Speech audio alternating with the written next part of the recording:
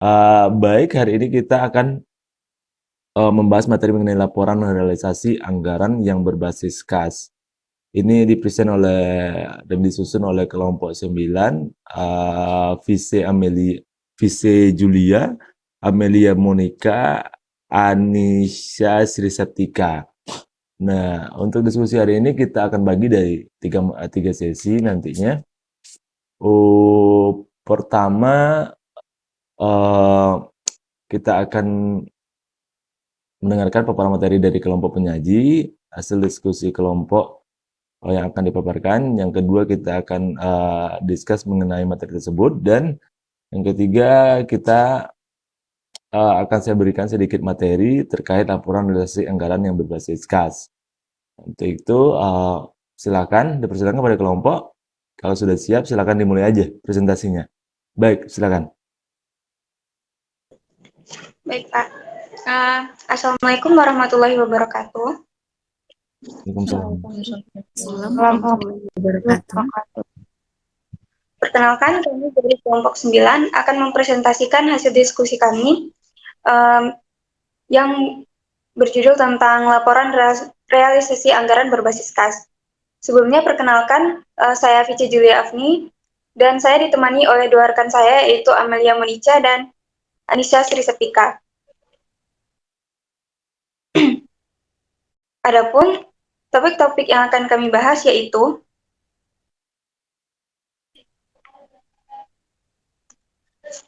yang pertama, definisi, struktur laporan realisasi anggaran, periode pelaporan, tepat waktu, isi laporan realisasi anggaran, informasi yang disajikan dalam laporan realisasi anggaran, anggaran atau dalam catatan atas laporan keuangan, akuntansi LRA, akuntansi belanja, akuntansi surplus atau defisit LRA, akuntansi pembiayaan, akuntansi pengeluaran pembiayaan, akuntansi pembiayaan neto, akuntansi sisa atau lebih kurang pembiayaan anggaran, dan transaksi dalam mata uang asing.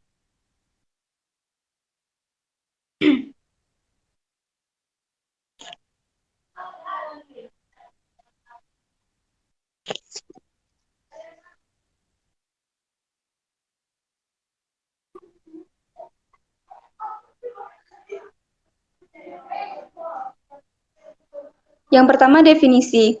Istilah-istilah yang digunakan dalam PSAP, PSAP 2 yaitu anggaran pendapatan dan belanja daerah, anggaran pendapatan dan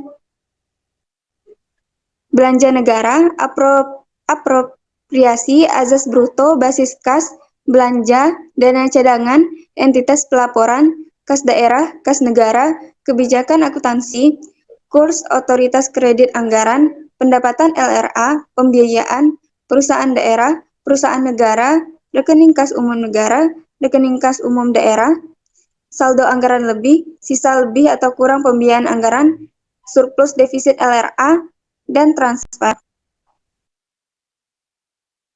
Yang kedua, struktur laporan realisasi anggaran.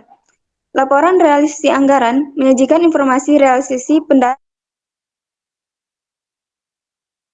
LRA, belanja plus atau defisit LRA, dan pembiayaan yang masing-masing diperbandingkan dengan anggarannya dalam satu periode. Dalam laporan realisasi anggaran, harus diidentifikasikan secara jelas dan diulang pada setiap halaman laporan, jika dianggap perlu informasi berikut. Yaitu yang pertama, nama entitas pelaporan atau sarana identifikasi lainnya. Yang kedua, cakupan entitas pelaporan. Yang ketiga, periode yang dicakup. Yang keempat, mata uang pelaporan. Dan yang kelima, satuan angka yang digunakan. Materi selanjutnya akan disampaikan oleh Amelia Monica. Kepada Amelia, kami persilakan. Baik, 3 yaitu periode pelaporan. Laporan realisasi anggaran disajikan sekurang-kurangnya sekali dalam setahun. Dalam situasi tertentu, tanggal laporan suatu entitas berubah dan laporan realisasi anggaran tahunan disajikan dengan suatu periode yang lebih panjang atau pendek dari 1 tahun. Entitas mengungkapkan informasi sebagai berikut. 1. Alasan penggunaan periode pelaporan tidak 1 tahun. 2. Fakta bahwa jumlah-jumlah komparatif dalam laporan realisasi anggaran dan catatan-catatan terkait tidak dapat diperbandingkan. 4. tepat waktu. Manfaat suatu laporan realisasi anggaran berkurang jika laporan tersebut tidak tersedia tepat pada waktunya. Faktor-faktor seperti kompleksitas operasi pemerintah tidak dapat dijadikan pembenaran atas ketidakmampuan entitas laporan untuk menyajikan laporan keuangan tepat waktu. Suatu entitas pelaporan menyajikan laporan realisasi anggaran selambat-lambatnya 6 bulan setelah berakhirnya tahun anggaran. 5. Isi laporan realisasi anggaran. Laporan realisasi anggaran sekurang-kurangnya mencakup pos-pos sebagai berikut. 1. Pendapatan LRA, 2. Belanja, 3. Transfer, 4. Surplus atau defisit LRA, 5. Penerimaan pembiayaan, 6. Pengeluaran pembiayaan, 7. Pembiayaan neto, dan 8. Sisa lebih atau kurangnya pembiayaan anggaran.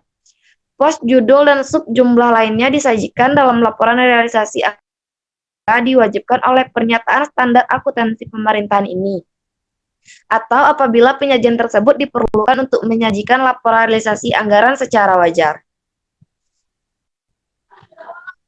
6. Informasi yang disajikan dalam laporan realisasi. Laporan realisasi anggaran menyajikan informasi realisasi pendapatan, belanja, transfer, surplus atau defisit, dan pembiayaan yang masing-masing diperbandingkan dengan anggarannya dalam satu periode. Pada umumnya, laporan tersebut menyajikan berbagai macam hal yang berhubungan dengan anggaran keuangan. Adapun diantaranya berkaitan dengan alokasi, sumber, serta penggunaan sumber daya keuangan yang biasanya dikelola pemerintah pusat maupun daerah. Selain itu, perusahaan juga menyusun laporan ini dengan tujuan yang kurang lebih sama. Laporan ini dapat menunjukkan apakah laporan keuangan yang disajikan valid dan sesuai dengan kenyataan di lapangan. 7. Anggaran atau dalam catatan atas laporan keuangan. Entitas akuntansi atau pelaporan penyajian klasifikasi pendapatan LRA menurut kelompok dan jenis pendapatan dalam laporan realisasi anggaran.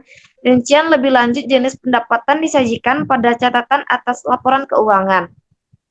Pos pendapatan yang disajikan dalam laporan realisasi anggaran berdasarkan kelompok pendapatan sampai pada kode rekening jenis pendapatan, seperti pendapatan pajak daerah, pendapatan retribusi daerah, pendapatan hasil pengelolaan kekayaan daerah yang dipisahkan, dan lain-lain pendapatan asli daerah yang sah. 8. Akuntansi LRA. Pendapatan LRA adalah semua penerimaan rekening kas umum negara yang menambahkan saldo anggaran lebih dalam periode tahun anggaran yang bersangkutan yang menjadi hak pemerintah dan tidak perlu dibayar kembali. Menurut jenis pendapatannya, pendapatan LRA dibagi menjadi 3 jenis pendapatan, yaitu pendapatan perpajakan LRA, pendapatan PNBP, PB LRA, serta pendapatan hibah LRA. 9. Akuntansi belanja. Berdasarkan klasifikasi ekonomi, maka belanja dapat dibagi menjadi 8 jenis, yaitu belanja pegawai, belanja barang, belanja modal, belanja bunga utang, belanja subsidi, belanja hibah, belanja bantuan sosial, dan belanja lain-lainnya. Saya kembalikan ke moderator. Baiklah, pemaparan materi selanjutnya akan disampaikan oleh Anisha Sri Septika.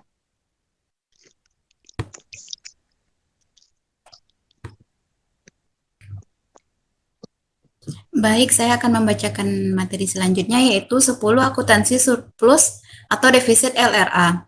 Selisih antara pendapatan LRA dan belanja selama satu periode pelaporan dicatat dalam pos surplus atau defisit LRA.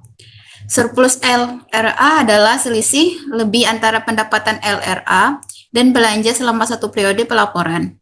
Defisit LRA adalah selisih kurang antara pendapatan LRA dan belanja selama satu periode pelaporan. 11. Akuntansi pembiayaan. Pembiayaan atau financing adalah seluruh transaksi keuangan pemerintah, baik penerimaan maupun pengeluaran, yang perlu dibayar atau akan diterima kembali, yang dalam penganggaran pemerintah terutama dimaksudkan untuk menutup defisit atau memanfaatkan surplus anggaran. 12. Akuntansi penerimaan biaya. Penerimaan biaya adalah semua penerimaan rekening kas umum, negara atau daerah. Penerimaan biaya diakui pada saat diterima pada kas rekening kas umum negara atau daerah. Akuntansi penerimaan biaya dilaksanakan berdasarkan asas bruto, yaitu dengan membukukan penerimaan bruto, dan tidak mencatat jumlah netonya setelah dikompensasi dengan pengeluaran. 13. Akuntansi pengeluaran biaya. Pengeluaran biaya diakui pada saat dikeluarkan dari rekening kas umum negara atau daerah. Pembentukan dana cadangan menambah dana cadangan yang bersangkutan. Hasil-hasil yang diperoleh dari pengelolaan dana cadangan di pemerintah daerah merupakan penambah dana cadangan. Hasil tersebut dicatat sebagai pendapatan LRA dalam pos pendapatan asli daerah lainnya. 14. Akuntansi pembiayaan neto. Pembiayaan neto adalah selisih antara penerimaan pembiayaan setelah dikurangi pengeluaran pembiayaan dalam periode tahun anggaran tertentu. Selisih lebih atau kurang antara penerimaan dan pengeluaran pembiayaan selama satu periode, pelaporan dicatat dalam pembiayaan neto. 15. Sisa lebih atau kurang pembiayaan anggaran atau SILPA atau SIKPA. SILPA atau SIKPA adalah selisih lebih atau kurang antara realisasi penerimaan dan pengeluaran selama satu periode pelaporan. Selisih lebih atau kurang antara realisasi pendapatan LRA dan belanja, serta penerimaan dan pengeluaran pembiayaan selama satu periode pelaporan dicatat dalam pos SILPA atau SIKPA. Sisa lebih atau kurang pembiayaan anggaran pada akhir periode pelaporan dipindahkan ke laporan perubahan saldo anggaran lebih. Transaksi dalam mata uang asing. Transaksi dalam mata uang asing harus dibukukan dalam mata uang rupiah. Dalam hal tersedia dana dalam mata uang asing yang sama dengan yang digunakan dalam transaksi. Maka transaksi dalam mata uang asing tersebut dicatat dengan menjabarkan ke dalam mata uang rupiah berdasarkan kurs tengah bank sentral pada tanggal transaksi. Dalam hal tidak tersedia dana dalam hal mata uang asing yang digunakan untuk bertransaksi dan mata uang asing tersebut dibeli dengan mata uang asing lainnya, maka 1. Transaksi mata uang asing ke mata uang asing lainnya dijabarkan dengan menggunakan kurs transaksi. 2. Transaksi dalam mata uang asing lainnya tersebut dicatat dalam rupiah berdasarkan kurs tengah bank sentral pada tanggal transaksi. Sekian saya kembalikan kepada moderator. Baiklah, itulah hasil dari pemaparan materi kami. Adakah dari teman-teman yang ingin bertanya? Kami persilakan.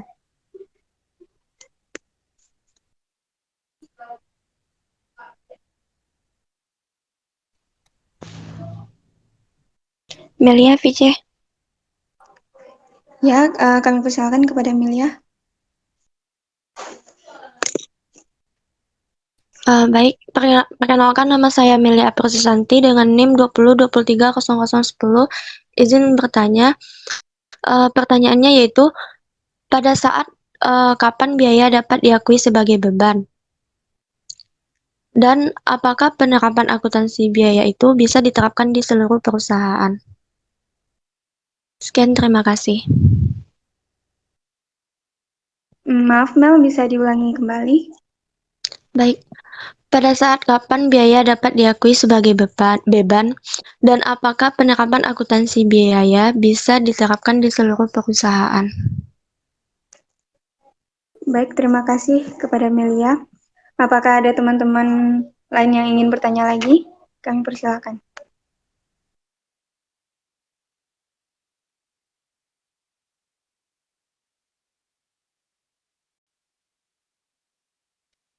Tiga pertanyaan aja diambil ya.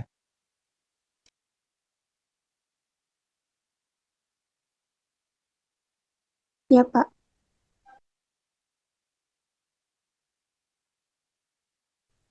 Saya ingin bertanya, Vice. Ya, silakan Lutfi.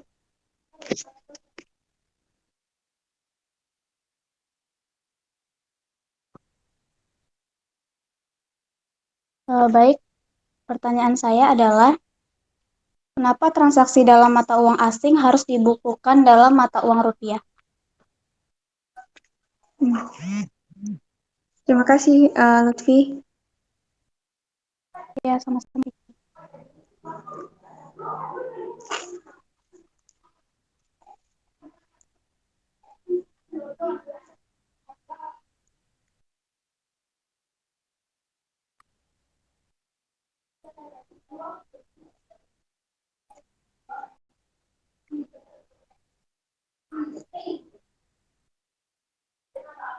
Apakah ada dari teman-teman yang lain ingin bertanya? Kami membuka satu pertanyaan lagi. Dinda Vice.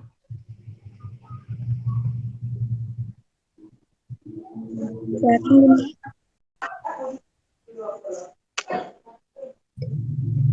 C. Ya, silakan Dinda. Baiklah, saya Risma Dinda dengan NIM 20230013 ingin bertanya. Pertanyaannya yaitu, jika di dalam laporan realisasi anggaran ada selisih lebih dari anggaran dan realisasi dinamakan apa? Bisa Sekian. diulangi. Panggil Oke. Din. Jika di dalam laporan realisasi anggaran ada selisih lebih dari anggaran dan realisasi dinamakan adalah Gimana pertanyaannya? jika di dalam laporan realisasi anggaran ada selisih lebih dari anggaran, Hmm. itu dinamakan dengan realisasi apa? Gitu. Oh gitu, oke. Baik, terima kasih atas pertanyaan teman-teman yang sudah diajukan. Kami minta waktunya untuk menjawab pertanyaan dari teman-teman semua. Baik, kami akan menjawab pertanyaan dari teman-teman. Yang pertama, kami akan menjawab pertanyaan dari Melia Apri Susanti yang akan dijawab oleh Anissa Sri Septika. Kepada Anissa, kami persilakan. Terima kasih kepada moderator. Saya akan menjawab pertanyaan dari Melia Aprissanti, yaitu pertanyaannya, pada saat kapan biaya diakui sebagai beban, dan apakah penerapan akuntansi biaya bisa diterapkan di setiap perusahaan?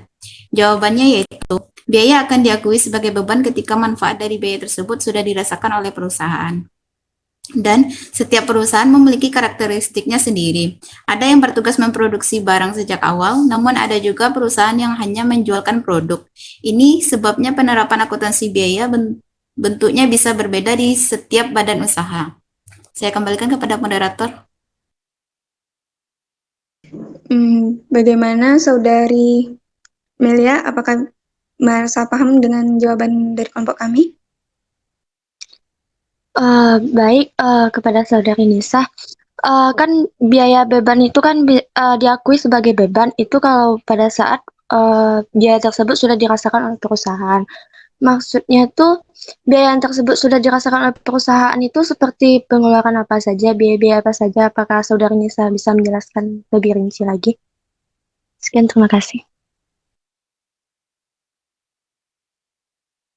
Baik Melia, izinkan saya mencari jawabannya dulu. Baik Nisa. Mungkin saudara yang lain, saudara yang lain mungkin ada yang menambahkan.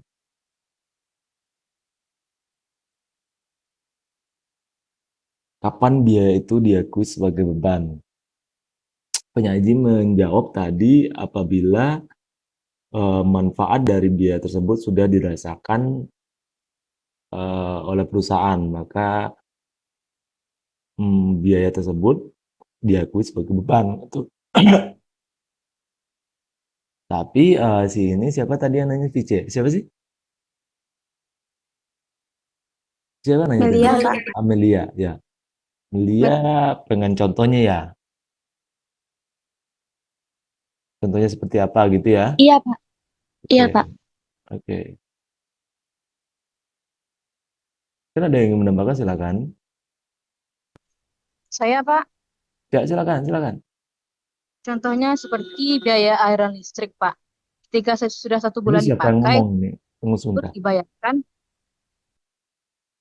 Yang Di ngomong atas. Dwi Natasha, Pak. Ya, Pak Dwi Natasha. Iya, silakan. Contohnya biaya listrik dan air pada bulan tertentu. Ketika sudah kita pakai pada bulan tertentu, maka pada akhir bulan tersebut kita akan memasukkannya kepada akun beban setelah dibayarkan, Pak. Cost dan expense-nya. Tahu nggak perbedaannya apa? Oke, perkuliahan klinik Tahu Pak, sorry gimana? perbedaan biaya dan beban tahu Pak. Tahu apa coba? Ah, dilihat dari tujuannya sendiri, Hmm. biaya itu membeli atau menciptakan aset, sedangkan beban membiayai kebutuhan bisnis yang sedang berjalan. Dilihat dari tujuannya sendiri, Pak. Oke, posisinya? Posisinya dalam laporan keuangan gimana? Posisinya dalam laporan keuangan yaitu biaya terdapat dalam aset dalam neraca, sedangkan beban terdapat dalam laporan laba rugi. Baik, pertanyaan selanjutnya dari pertanyaan Lutfi akan dijawab oleh Amelia Monica. Kepada Amelia Monica kami persilakan. Baik, saya akan menjawab pertanyaan dari Lutfi. Di mana pertanyaannya, mengapa transaksi dalam mata uang asing harus dibukukan dalam rupiah? Jawabannya, agar transaksi dalam mata uang asing dapat disajikan dalam laporan keuangan, maka transaksi tersebut harus dijabarkan ke dalam rupiah. Hal ini juga sudah diatur dalam pernyataan standar akuntansi pemerintahan nomor 02 tentang laporan realisasi anggaran yang menjelaskan bahwa transaksi dalam mata uang asing dibukukan dalam mata uang rupiah dan dengan penjabaran jumlah mata uang asing menurut kurs tengah bank sentral pada tanggal transaksi. Begitu jawabannya.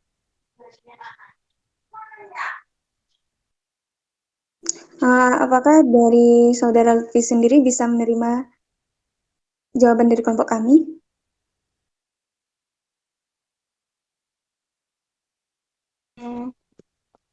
Baik, terima kasih kepada Kak Amelia yang telah menjawab pertanyaan dari saya. Saya merasa paham. Baik, terima kasih. Selanjutnya pertanyaan dari Risma Dinda yang akan saya jawab sendiri. Di mana pertanyaannya yaitu, jika dalam laporan realisasi anggaran ada selisih laba dari anggaran dan realisasi dinamakan apa? Nah, jika ada dalam laporan realisasi anggaran ada selisih, nah hal itu dinamakan dengan SILPA atau selisih laba realisasi penerimaan dan pengeluaran anggaran selama satu periode anggaran. Bagaimana Risma Dinda? Baik, Atau terima ada kasih, Vi. atau dari teman-teman yang lain ya ada yang ingin menambahkan? Jika tidak ada, bagaimana dengan Risma Dinda? Jawaban dari kelompok kami. Terima kasih, Vice. Saya sudah paham. Gak ada yang menambahkan ya? Oke. Apakah dari teman-teman ada yang ingin bertanya kembali? Kami menerima 2 pertanyaan. Cantika, Vice. Ya, Cantika, silakan. Baiklah, perkenalkan nama saya Cantika Rohmanda Putri dengan NIM 20230003. Baiklah, pertanyaan saya itu entitas pelaporan yang seperti apakah yang wajib menyusun dan menyajikan laporan arus kas? Bisa diulangi? Bisa diulangi lagi, Cantika? Entitas pelaporan yang seperti apakah yang wajib menyusun dan menyajikan laporan arus kas? Baik, terima kasih Cantika. Ya, sama-sama. Apakah dari teman-teman yang lain ingin bertanya lagi?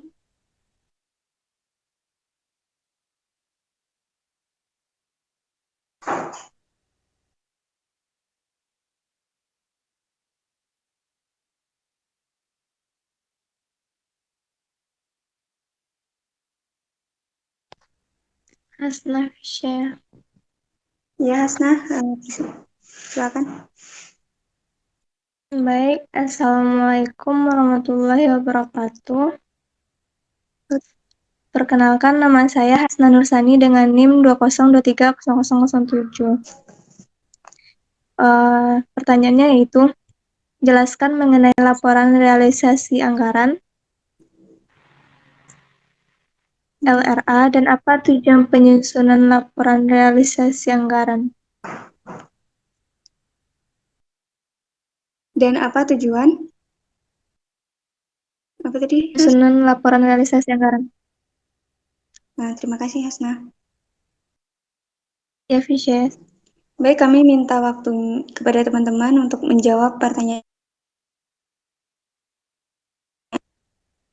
Saya akan menekankan sedikit mengenai materi kita hari ini tentang laporan realisasi anggaran.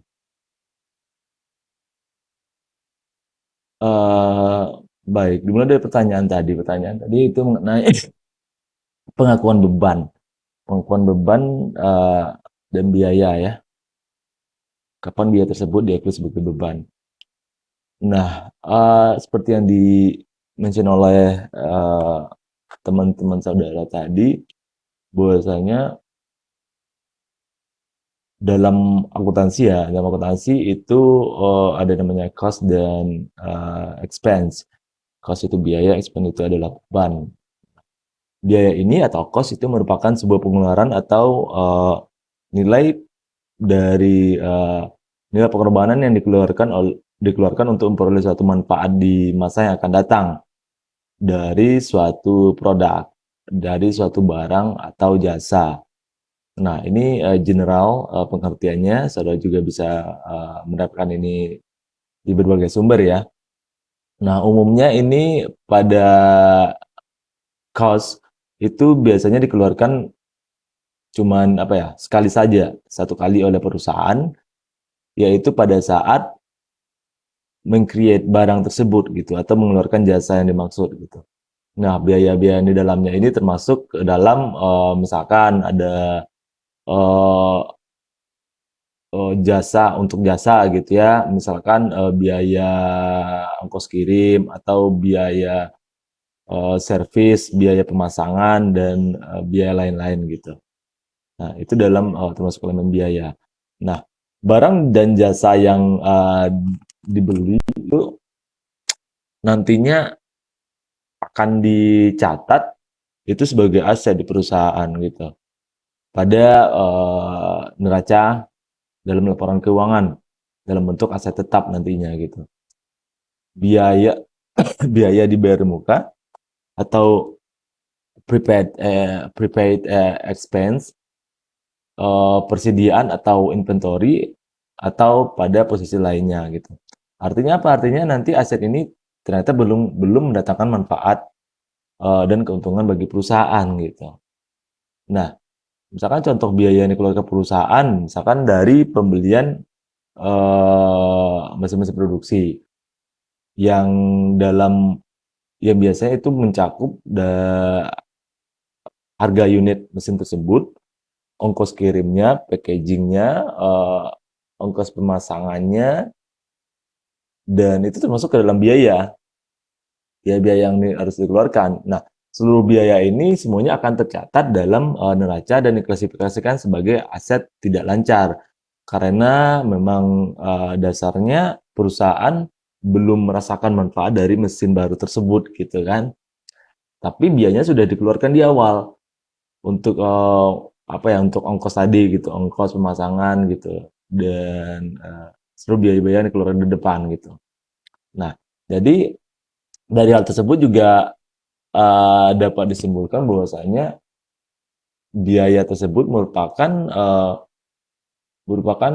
sejumlah uang ya atau ongkos yang dikeluarkan oleh perusahaan untuk membeli atau menciptakan aset gitu. Jadi aset tersebut akan dinilai untuk mampu mendatangkan value ataupun manfaat serta keuntungan bagi perusahaan di masa mendatang gitu. Misalkan apalah contohnya, misalkan kita melakukan investasi, perusahaan melakukan investasi untuk perkembangan dan kelangsungan perusahaan tersebut di masa yang akan datang gitu. Tetapi keuntungan tersebut atau manfaat tersebut tidak dirasakan di saat hari itu, di saat presentnya gitu. Tapi itu akan dirasakan keuntungan investasi tersebut di future-nya nanti gitu. Nah, itu dalam segi biaya gitu, biaya-biaya atau ongkos yang dikeluarkan di awal gitu. Nah, sekarang kita masuk ke punct kedua yaitu expense atau beban gitu. Beban ini merupakan penurunan nilai ekonomi yang berdampak pada penyusutan nilai aktiva gitu. Dan berpengaruh pada berkurangnya pendapatan nantinya gitu. Beban ini mencerminkan kewajiban yang harus dikeluarkan perusahaan untuk menunjukkan kegiatan usahanya dan memperoleh pendapatan dari usaha tersebut. Nah, beban ini dikeluarkan oleh perusahaan secara sustainable atau apa ya, berkelanjutan atau secara fix atau secara reguler gitu ya. Dan itu akan terlihat dari laporan income statement-nya gitu atau laporan laba rugi perusahaan. Nah, dengan kata lain, nilai beban ini akan berdampak kepada profitabilitas gitu atau untung atau rugi suatu bisnis gitu. Itu beban. Nah, jika biaya merupakan pengeluaran yang manfaatnya atau keuntungannya nanti itu dirasakan oleh perusahaan pada masa yang akan datang, beban merupakan bentuk biaya yang sudah memberikan manfaat gitu. Artinya biaya dikeluarkan ya sebagai contoh seperti investasi tadi gitu ya. Biaya tersebut kita keluarkan di awal, tapi manfaatnya kita dapat di nanti gitu. Keuntungannya akan dirasakan oleh perusahaan di kemudian hari gitu. Itu beban. Beban ini yang biaya-biaya sudah dikeluarkan gitu ya, atau yang sudah memberikan manfaat pada perusahaan. Nah, itu disebut dengan beban. Ya, contohnya apa? Contohnya ya pembayaran beban yang sudah, misalkan contoh pembayaran beban listrik tadi yang seperti dibilang oleh temannya tadi, atau apa ya, payroll untuk pegawai, gaji pegawai, atau pembayaran vendor, misalkan kita ada kerjasama dengan pihak ketiga dan pembayaran dilakukan di akhir setelah proyek tersebut selesai gitu.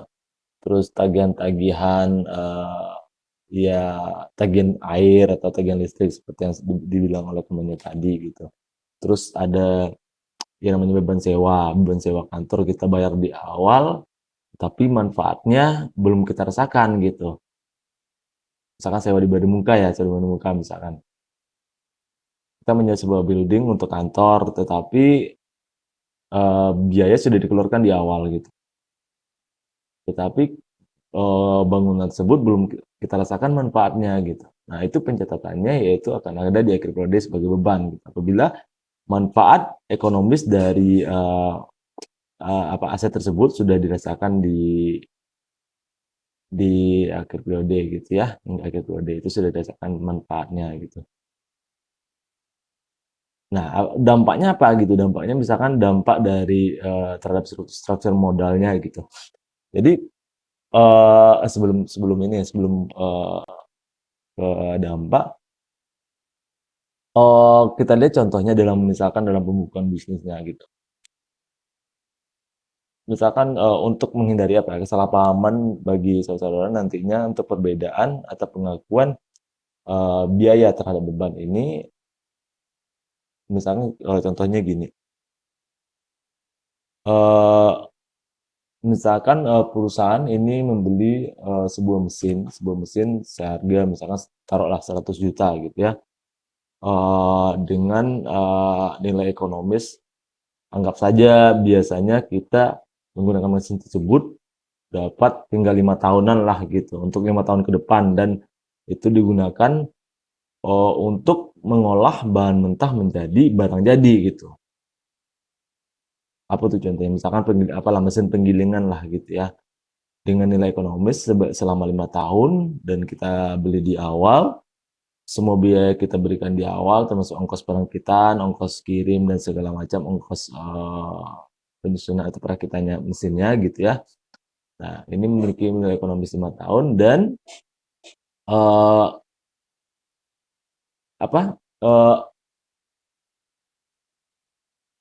dan nanti diharapkan dapat mesin ini diharapkan nanti dapat mengolah bahan mentah menjadi bahan jadi gitu.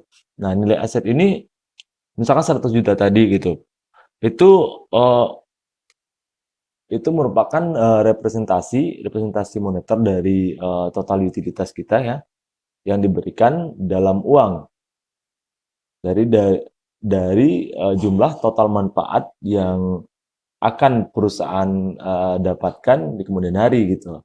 Jadi dapat dipilih sebagai 5 tahun ya. Jadi misalkan dalam 5 tahun berarti kan dibagi 5 itu. Oh, berarti 100 juta dibagi 5 berarti 20 juta. 20 juta nilainya gitu. Nah, utilitas atau kadaluarsa pada akhir tahun ini yang digunakan tersebut ya, itu perusahaan hanya akan menyisakan 80 juta nantinya di total utilitasnya dalam aset gitu. Jadi karena per tahunnya 20 juta gitu ya, 20 juta, sedangkan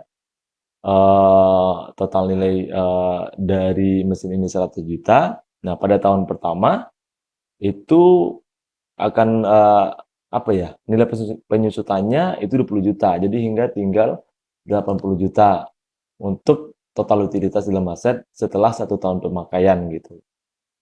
Karena dalam 1 tahun tersebut pemanfaatannya sudah dirasakan gitu. Tapi dari nilai dari mesin ini tetap akan berkurang gitu. Nah, jadi pada dasarnya beban tersebut merupakan biaya yang telah kadaluarsa ataupun biaya adalah jumlah beban yang belum kadaluarsa gitu. Nah, begitu sih contoh konkretnya misalkan dalam pembelian mesin gitu yang akan dirasakan manfaatnya di kemudian hari. Nah, jadi ada beberapa perbedaan juga antara beban dan biaya ini yang memiliki perbedaan ya dalam segi manfaat misalkan. Dalam kedudukan dan penyusunan akun ini itu tidak sama gitu. Untuk perlakuan dari biaya dan beban gitu. Nah, dampaknya apa? Dampaknya balik ke dampak tadi, dampak terhadap struktur modal. Biaya ini juga merupakan apa ya, bentuk aset yang akan berdampak langsung terhadap struktur modal perusahaan nantinya gitu. Jadi karena apa? Karena semakin besar biaya yang kita keluarkan oleh perusahaan untuk membeli aset, maka akan semakin besar pula modal yang akan tersedot gitu, yang akan terpakai, modal perusahaan yang akan terpakai gitu. Dampak ini sebenarnya apa ya? Ya cukup terasa lah jika aset yang dibeli adalah aset tidak lancar gitu. Dan tidak banyak memberikan kontribusi nantinya terhadap perusahaan gitu. Ataupun terhadap kegiatan produksi gitu. Jadi itu akan berdampak sekali terhadap struktur modal perusahaan gitu. Nah, yang tadinya struktur modal perusahaan kuat itu akan menjadi lemah karena pembelian aset tidak lancar tadi. Karena pemberian manfaat itu tidak terlalu signifikan terhadap perusahaan. Sedangkan beban itu tidak akan berdampak pada struktur modal gitu. Cuman komponen biaya aja gitu. Jadi komponen biaya ini itu berpengaruh terhadap margin keuntungan bisnis, bukan struktur permodalannya gitu.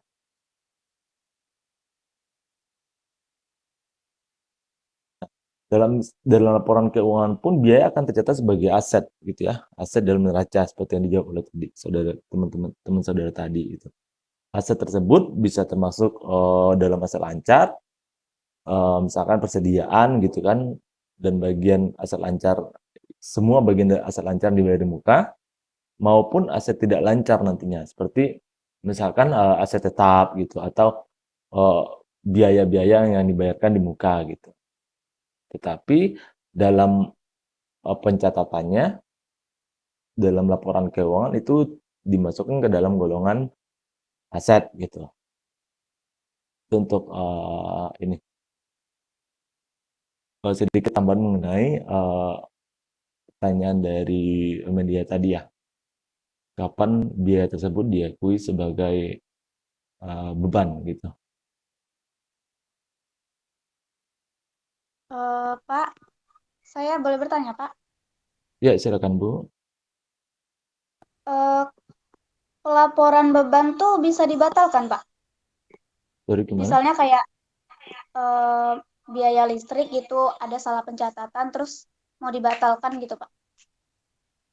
Apakah nunggu di akhir periode dulu Pak apa gimana? Dibatalkan sebelum apabila itu belum termasuk ke dalam apa ya? Dalam laporan ini maksudnya pembatalannya per bulan gitu. Iya Pak. Gimana? Berarti setelah dibayarkan terus dibatalkan gitu. Konteksnya Iya, apa? sudah Konteksnya? dibayar. Misalnya kayak biaya listrik gitu Pak. Hmm. Ternyata ada kesalahan gitu. Dia Kan dikoreksi udah aja. kan dilaporkan gitu Pak. Jadi yang udah dilaporkan tuh bisa dibatalkan ya Pak? Oh gitu, oke, oke. Berarti ada kesalahan misalkan human error lah gitu ya. Ada kesalahan terjadi pencatatan dan sudah dilaporkan. Itu bisa dibatalkan, bisa dibatalkan. Dan biasanya itu tergantung policy dari perusahaan ya. Kalau kita bicara mengenai perusahaan ya, kalau seandainya di instansi pemerintahan itu akan lebih ribet gitu untuk pembatalan laporan itu gitu. Pergantian angka yang sudah dilaporkan itu cukup eh, cukup apa ya, cukup bisa, cuman memakan waktu lah gitu, cukup lama gitu ya. Dan banyak pos yang harus kita laporkan juga nantinya gitu. Tapi kalau untuk dalam perusahaan, dalam company itu biasanya bisa lama atau tidaknya, gampang atau tidaknya itu tergantung dari kebijakan perusahaan gitu. Karena kalau sudah dilaporkan itu kan eh, maksudnya sudah banyak juga yang berarti kan kita harus memulai dari awal lagi gitu, dari awal terus kita masukkan angka yang sebenarnya, kita laporkan lagi gitu.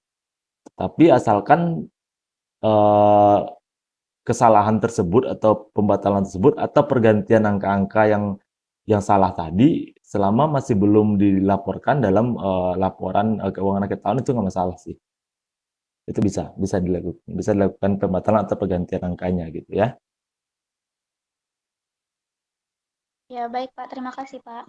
Iya.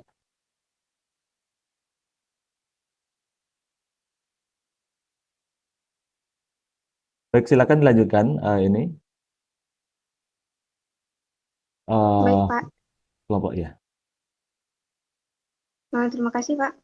Selanjutnya, kami akan menjawab pertanyaan-pertanyaan dari teman semua. Yang mana pertanyaan pertama, pertanyaan dari Cantik Anissa Sri Septika. Kepada Anissa, dipersilakan. Terima kasih kepada moderator. Saya akan menjawab pertanyaan Cantika, yaitu pertanyaannya entitas pelaporan yang seperti apakah yang wajib menyusun dan menyajikan laporan arus kas? Jawabannya yaitu entitas pelaporan yang wajib menyusun dan menyajikan laporan arus kas adalah unit organisasi yang mempunyai fungsi perbendaharaan umum.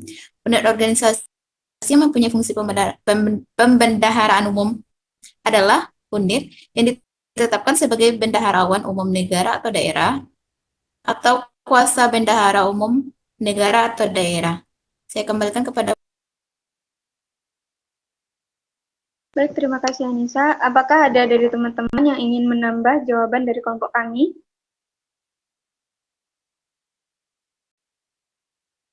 Jika tidak ada, bagaimana saudari Cantika, apakah bisa menerima jawaban dari kelompok kami? Baiklah, saya menerima jawaban dari kelompok Saudari Vice. Terima kasih Cantika. Pertanyaan selanjutnya dari Hasnah Nursani akan dijawab oleh Amelia Monica. Kepada Amelia, dipersilakan. Baik, saya akan menjawab pertanyaan dari Hasnah. Pertanyaannya, jelaskan mengenai laporan realisasi anggaran dan apa tujuan penyusunan laporan realisasi anggaran. Jawabannya, laporan realisasi anggaran adalah laporan yang menyajikan informasi realisasi pendapatan, belanja, transfer, surplus atau defisit, pembiayaan, dan sisa lebih atau kurangnya pembiayaan anggaran yang masing-masing diperbandingkan dengan anggarannya dalam suatu periode. Untuk tujuan pelaporan realisasi anggaran ini adalah memberikan informasi tentang realisasi dan anggaran entitas pelaporan secara tersanding. Penyandingan antara anggaran dengan realisasinya menunjukkan tingkat ketercapaian target-target yang telah disepakati antara legislatif dan eksekutif sesuai dengan peraturan perundang-undangan. Terima kasih. Apakah dari teman-teman ada yang ingin menambah jawaban dari kelompok kami? Pertanyaannya apa tadi?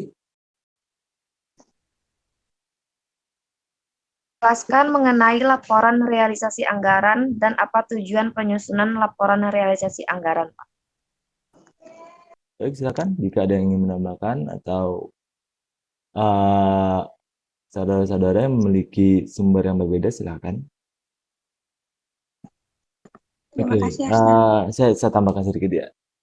Ini udah dibahas dari awal apa itu laporan realisasi anggaran ya. Laporan realisasi anggaran ini adalah laporan yang menyediakan berbagai informasi mengenai pengrealisasian anggaran gitu, mengenai pembiayaan, mengenai belanja dan sebagainya gitu.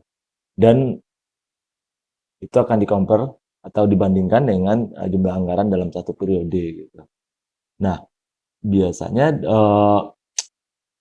pada laporan ini itu disajikan berbagai macam hal ya, berbagai macam hal yang berhubungan dengan anggaran yang ada di suatu instansi atau di pemerintahan gitu. Misalkan gitu berkaitan dengan alokasi ataupun sumber serta bagaimana penggunaan sumber daya keuangan tersebut. Dan biasanya itu yang dikelola oleh pemerintah pusat ataupun pemerintahan daerah. Nah, di perusahaan juga itu juga menyusun laporan ini gitu.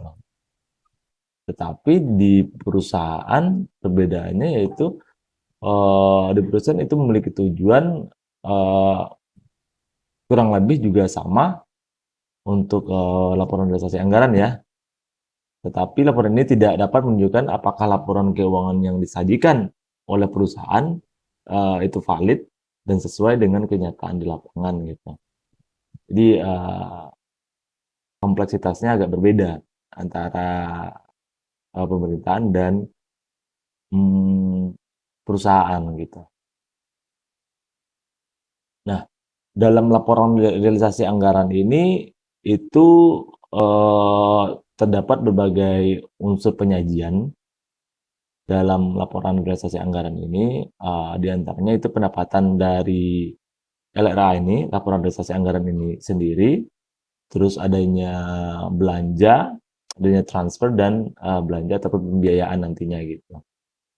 Nah, untuk pendapatan laporan realisasi anggaran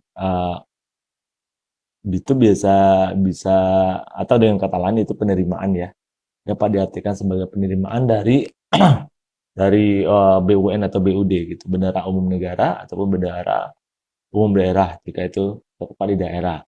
Jadi bisa juga dalam entitas pemerintahan yang lainnya itu sebagai penambah saldo untuk saldo anggaran lebih pada suatu periode anggaran yang dimaksud gitu. Dan itu akan menjadi hak pemerintah nantinya. Artinya itu tidak harus dibayarkan kembali gitu. Nah, yang kedua ada poin belanja. Belanja ini merupakan unsur yang mencakup semua atau seluruh pengeluaran yang terjadi di yang dikeluarkan oleh bendahara umum negara ataupun bendahara umum daerah. Nah, kegiatan belanja ini pada umumnya itu akan dapat berpengaruh untuk menurunkan saldo anggaran lebih pada satu periode anggaran yang bersangkutan gitu. Jadi semua transaksi yang terjadi dalam aktivitas belanja ini nantinya tidak akan diperoleh bayarnya kembali dari pemerintah gitu. Nah, yang selanjutnya yaitu unsur selanjutnya yaitu yang termasuk dalam laporan realisasi anggaran transfer. Transfer ini bisa jadi penerimaan, bisa jadi pengeluaran. Pengeluaran ataupun penerimaan uang dari suatu entitas dengan entitas lainnya. Termasuk di dalamnya mencakup itu dana bagi hasil, dana perimbangan dalam suatu proyek gitu. Nah, terus ada unsur selanjutnya yaitu pembiayaan. Pembiayaan ini transaksi juga, transaksi pengeluaran atau penerimaan, itu yang tidak akan mempengaruhi, kekayaan suatu entitas lah gitu. Di jumlah anggaran dalam suatu entitas tidak akan dipengaruhi oleh pembiayaan ini atau financing. Ini juga udah dijelaskan oleh penyaji tadi gitu. Nah, semua jenis pembiayaan ini itu wajib dibayar dan akan diterima nantinya gitu berdasarkan periode-periode yang sudah ditetapkan ataupun berdasarkan jadwal yang sudah ditentukan di awal. Nah, dalam anggaran dalam pemerintah gitu ya, unsur dari pembiayaan ini biasanya bertujuan untuk penutup defisit gitu. Nah, apa manfaatnya dalam realisasi anggaran ini? Sesuai dengan pengertiannya yaitu penyajian informasi. Jadi manfaat yang dapat dirasakan dalam laporan realisasi anggaran ini yaitu informasi yang disajikan itu dapat kita peroleh itu terkait dengan pendapatan, transfer, belanja, pembiayaan, defisit, surplus ataupun defisit serta semua pembiayaan yang terjadi dalam suatu entitas gitu. Nah, informasi tersebut dapat kita lihat dan dapat kita ambil dalam laporan realisasi anggaran. Nah, tentu informasi dalam pemerintahan itu sangat penting ya, informasi tersebut by data ya tentunya ya. Nah, informasi ini nantinya bisa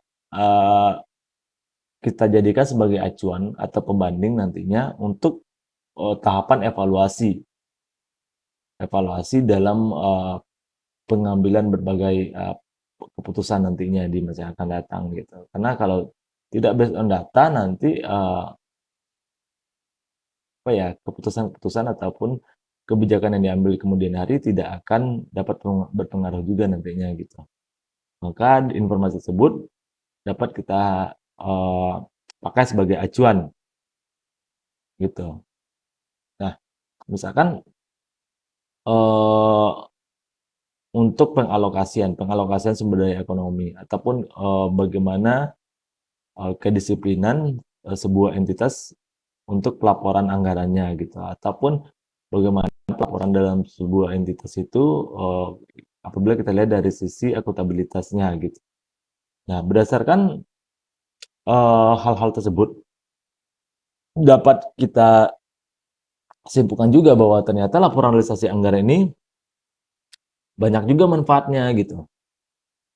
Selain dari menyajikan informasi yang akurat mengenai alokasi, mengenai resource dan bagaimana pemakaian sumber daya ekonomi, itu juga dapat kita pakai untuk memprediksi sumber daya ekonomi untuk dalam hal Dalam hal pendanaan kegiatan pemerintahan pusat gitu, ataupun kegiatan pemerintahan daerah dalam periode berikutnya gitu. Nah, karena kan kita sudah punya data, kita sudah punya informasi-informasi yang diperlukan untuk mendapatkan sumber daya ekonomi tersebut atau pendanaan gitu ya terhadap kegiatan yang ada di pemerintahan pusat ataupun kegiatan yang ada di pemerintahan daerah. Nah, dengan adanya data tersebut juga dapat dimanfaatkan nantinya untuk melakukan evaluasi oleh pihak pengguna laporan, oleh user gitu ya terhadap keputusan-keputusan yang akan diambil di kemudian hari gitu. Di mana nanti keputusan tersebut akan diambil ketika kita menggunakan informasi tersebut untuk menggunakan sumber daya ekonomi, akuntabilitasnya dan bagaimana ketaatan dalam entitas pelaporan gitu. Jadi proses pengelolaan uang dalam sebuah entitas itu berjalan lancar gitu. Nah, itu salah satu manfaatnya gitu. Selain itu, adanya laporan dari realisasi anggaran tersebut itu dapat memberikan rincian terhadap catatan bagaimana catatan kondisi keuangan secara menyeluruh gitu. Dapat kita lihat dari laporan realisasi anggaran. Sehingga hal tersebut itu dapat dijadikan sebagai sumber informasi yang cukup akurat ya untuk mengetahui efektivitas penggunaan ataupun efektivitas penggunaan dana dan efektivitas dari perolehan pendapatan dan realisasi dari sumber daya ekonomi yang sudah ada dan yang sudah digunakan gitu. Nah, laporan tersebut cukup lengkap dan akurat dan dapat ya dijadikan sebagai informasi lagi untuk menjadi acuan dalam pengambilan keputusan oleh user nantinya gitu. Nah, laporan tersebut juga dapat dimanfaatkan sebagai pembanding dari pendapatan dan pemakaian anggaran gitu. Apakah sudah sesuai dengan aturan perundang-undangan atau belum gitu. Nah, laporan ini juga memberikan manfaat untuk pengambilan keputusan soal alokasi sumber daya ekonomi dan dengan akuntabilitasnya yang lengkap pada masa yang akan datang, pada periode yang akan datang gitu. Nah, untuk itu perlu kita ketahui juga bahwasanya laporan realisasi anggaran ini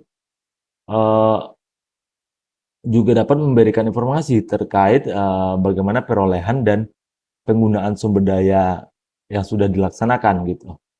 Apakah pemakaian tersebut sudah sesuai dengan sasaran, sudah tepat sasaran, sudah dilaksanakan secara efektif dan efisien, apakah sudah dilaksanakan secara hemat serta sesuai dengan anggaran dan peraturan perundang-undangan atau belum atau tidak sama sekali gitu. Nah, laporan realisasi anggaran ini dapat memberikan informasi tersebut gitu. Nah, begitu. Nah, bagaimana cara apa ya, membuat laporan realisasi anggarannya gitu. Dan tentunya kalau kita bicara mengenai nggak laporan realisasi anggaran aja ya, semua laporan keuangan lah, terutama apabila itu harus dikonsumsi oleh publik gitu. Laporan yang baik itu memang tidak hanya harus bagus dan akurat, tetapi harus bisa dipahami oleh siapa saja yang membaca ataupun siapa saja melihatnya gitu. Selain itu juga terutama oleh user ya, oleh pengguna laporan tersebut gitu. Dan dapat dipahami dengan baik dan benar nantinya laporan realisasi anggaran ini. Selain itu juga laporan tersebut harus informatif. Artinya apa? Misalkan informatif ini laporan tersebut lebih mudah dipahami lah gitu, lebih mudah dipahami, lebih enak dilihat gitu. Misalkan pembukuan pembukuan tahun ini misalkan ya kita tampilkan dalam bentuk chart atau dalam bentuk grafik gitu kan, tanpa memperlihatkan tabel-tabel yang begitu banyak gitu ya dalam realisasi anggaran gitu. Tapi kita bisa menggantinya dengan bentuk grafik gitu kan, itu kan lebih enak gitu ya, lebih enak dilihat oleh para pembacanya. Oh, ternyata tidak hanya misalkan 2018, 19, 2020, 2021 gitu. Terus angka berderet di bawah miliaran semuanya gitu ya. Dan ini untuk sebagian orang mungkin di saat membacanya ya, kalau ini saya berikan kepada siapa gitu, mungkin ke orang tua saya, ini apaan ini gitu kan, angka-angka tersebut nggak tahu dari mana, asalnya apa gitu kan, tidak semua orang bisa membacanya. Tapi kalau kita berikan sajian atau menyajikan laporan tersebut dalam bentuk apa yang lebih menarik, lebih enak dilihat, jadi pembacanya pun oh gini gitu, lebih mudah dipahami gitu, karena dalam bentuk chart atau grafik ini kan lebih gampang dilihat gitu kan, berarti kan udah jelas semuanya gitu. Ini pokoknya pemahamannya itu lebih mudah lah gitu. Maka pembaca juga akan lebih mengerti gitu, dan pemahamannya pun lebih bagus nantinya gitu. Karena penyajiannya itu sudah diganti dari bentuk angka menjadi bentuk gambar yang lebih terstruktur gitu. Terus misalkan kita lihat dari cara pembuatannya. Cara membuat laporan realisasi anggaran ini ada beberapa cara juga, yaitu pertama itu membandingkan antara anggaran dan realisasi keuangan. Jadi yang menjadi poin utama dalam realisasi anggaran ini yaitu perbandingan antara realisasi anggaran atau realisasi keuangan yang ada di SKPD dan anggaran yang ada di SKPD. Ingat ya, perbandingan antara realisasi keuangan yang ada di SKPD Satuan Kerja Perangkat Daerah, dan anggaran yang ada di SKPD. Gitu. Nah, laporan yang disajikan dalam bentuk grafik Ini cukup penting gitu, karena akan, seperti saya bilang tadi, akan dapat mudah dipahami nantinya gitu. Karena kalau dalam perbandingan antara anggaran dan realisasi keuangan itu merupakan apa ya, gambaran ataupun gambaran dari kinerja, satuan kerja perangkat daerah di mana laporannya nanti selalu menjadi, acuan ataupun, hal yang sangat sangat sangat, apa ya, sangat penting lah yang diutamakan oleh kepala daerah nantinya gitu. Itu ya, makanya perbandingan tersebut harus disajikan dengan, apa ya, mudah dipahami lah, secara mudah dipahami gitu. Terus yang kedua, membandingkan antara anggaran kas dengan realisasi keuangan. Nah, based on apa ya, berdasarkan definisinya tadi, itu anggaran kas ini dibuat untuk merencanakan arus kas keluar dan arus kas masuk gitu. Anggaran dari kas ini juga sangat penting untuk mendukung kelancaran operasional sebuah organisasi, baik itu yang ada di pemerintahan ataupun private ataupun public sector gitu. Nah, anggaran ini mencakup semua rencana arus kas masuk dan keluar yang akan dipakai untuk keperluan dari entitas tersebut gitu. Dan juga arus kas masuk ini juga dapat diambil ataupun didapatkan dari sumber pendapatan yang lain gitu. Nah, perbandingan dari komposisi anggaran dan realisasi keuangan per belanja gitu. Ini cara selanjutnya ya. Jadi perbandingan dari perbandingan ini merupakan apa ya?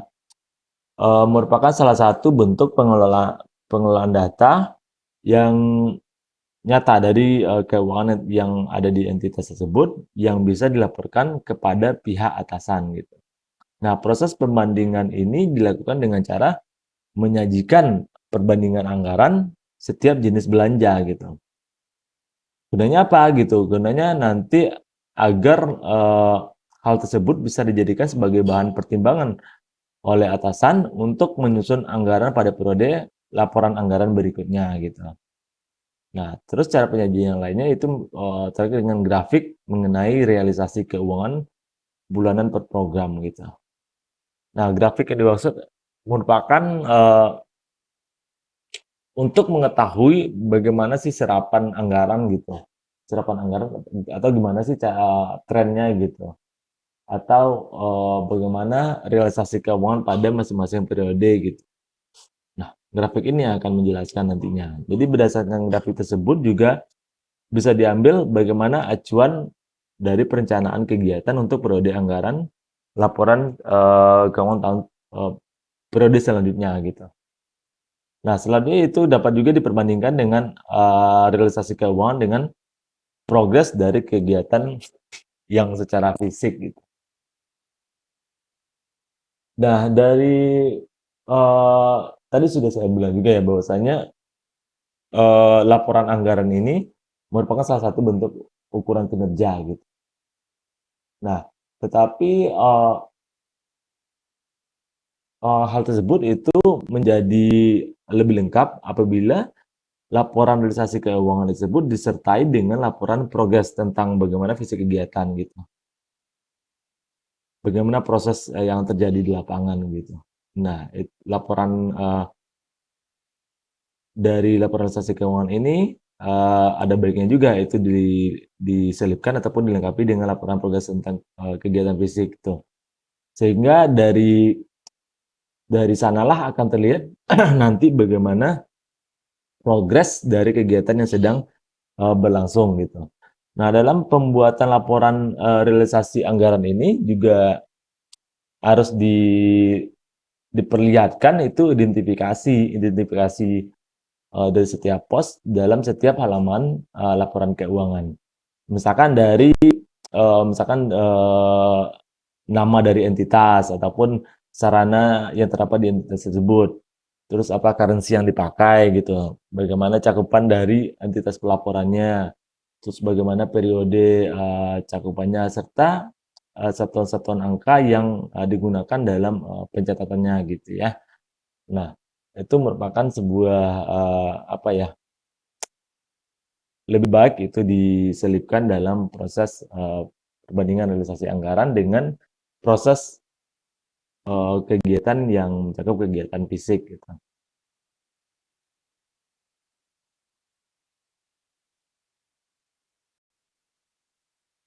Nah, begitu saja sedikit tambahan dari saya mengenai laporan realisasi anggaran ya.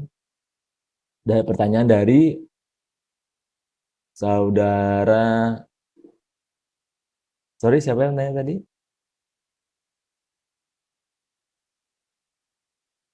Tanya siapa tadi ya? Hasna sama Cantika. Asnah ya, oke. Baik, silakan dilanjutkan. Tutup lagi, Pak. Ya, kalau nggak ada, coba masih ada tanya nggak? Kalau nggak, ya udah kita close saja. Apakah dari teman-teman yang lain masih ada yang ingin bertanya?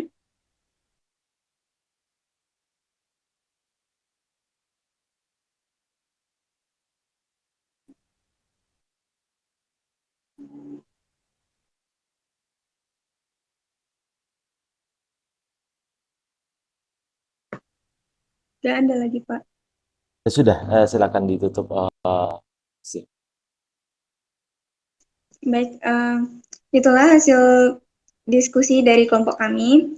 Dan jika ada salah, kami mohon maaf. Kami ucapkan wassalamualaikum warahmatullahi wabarakatuh. Waalaikumsalam. Waalaikumsalam warahmatullahi wabarakatuh.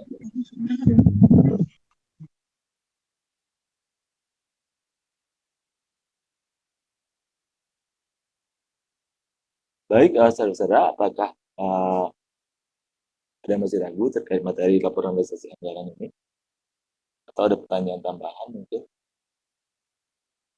Baik, Bapak Ibu, jika tidak ada yang ingin tanyakan lagi, kita cukupkan perkuliahan kita hari ini.